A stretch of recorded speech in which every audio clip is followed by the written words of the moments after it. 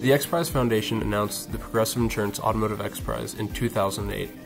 That piqued Edison2's founder, Oliver Kuttner's interest, and he decided to go after the prize, go after that $10 million prize purse that the X Prize Foundation was putting up to design a clean, safe, affordable vehicle that can get over 100 miles per gallon.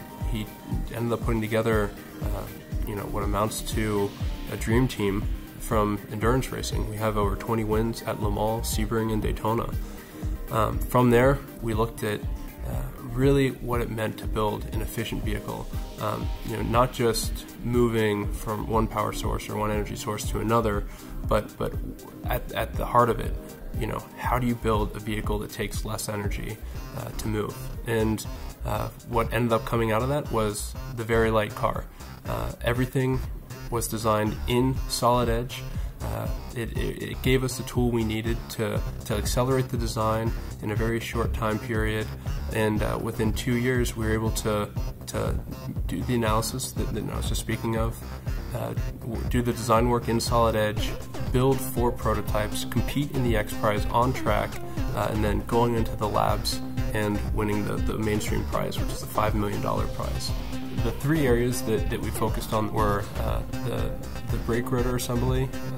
We also focused on the pedal assembly and the frame geometry. As we're moving forward with the next generation car, it's going to have a larger wheel size, and it's also going to be a little bit heavier. So with those two going hand in hand, it gives us the opportunity to increase the size of the rotors to help with the braking capability of the vehicle. And in doing so, synchronous technology is a great way to make a modification like that. Using the old history-based method, it could take days, depending on how difficult the assembly was being, if it were going to blow up.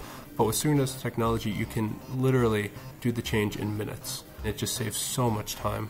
The same with modifying the pedals. It was more for ergonomics, for the driver comfort. We had to bring the pedals down a little bit closer to the floor, and once again, that's not quite as complex of an assembly as the brake rotors were, but synchronous technology just made it absolutely easy to perform with parts that weren't designed in synchronous. They weren't designed to be modified in the way that synchronous technology allows us to modify the parts. The third area we focused on was the frame. As we move forward, we're having to modify the frame slightly. As we go through some crash simulation, we try to increase the energy absorption of the crash box with the frame. In solid edge, synchronous technology allows us to make the changes to the geometry just effortlessly. With the inner part linking, being able to move one piece and having it modify all the rest of the tubes. It's not just with tube design, it's also with parts and assemblies. You can move one part and it'll redesign the bracket and change the bracket so it fits. At the heart of the X Prize Foundation, they try to look at industries that are viewed as being stuck in their path forward. And they felt that the automotive industry sort of fit into that category. There hadn't been any drastic leaps in fuel efficiency for a while, and they were hoping that this prize could help spark a future generation of engineers to design cars that can get over 100 miles per gallon.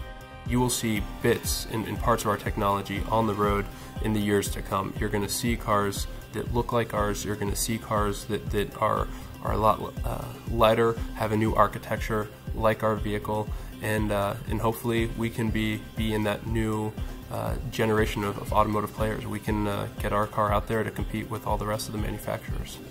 We are moving forward. We're developing our car. The next generation very light car is going to be designed just like the previous one, all in solid edge.